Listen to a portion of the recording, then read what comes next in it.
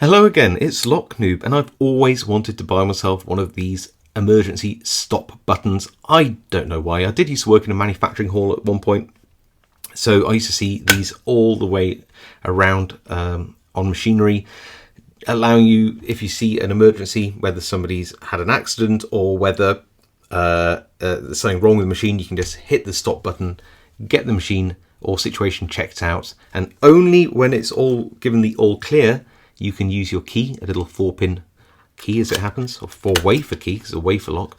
You can then get your machinery back running once it's all been signed off back for use. So yeah, very cool, not high security. This one is a little wafer lock, like I said, 4 wafers, and it's only there to make sure that nobody can just, pull the switch back on and get the machinery working without it being signed off appropriately. Clearly, if you see one of these locks, do not tamper with the lock. It's locked for a reason.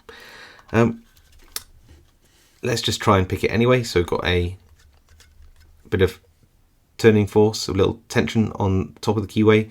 Got a little stepped pick, the monkey paw here, which is very good, especially in wafer locks, finding the wafers. I can already feel wafer 2 out of 4 here is just binding, so you just push it up. Did you see that core move ever so slightly?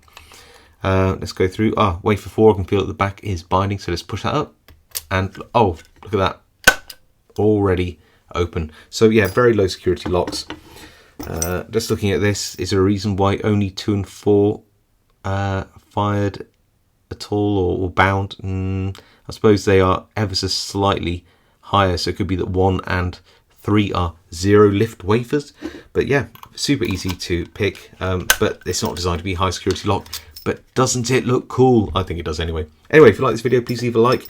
If you have a comment about this video, please leave one below. I do read them all and reply to as many as I can. And of course, if you haven't subscribed, please consider subscribing. It really helps me out. I'll see you all next time.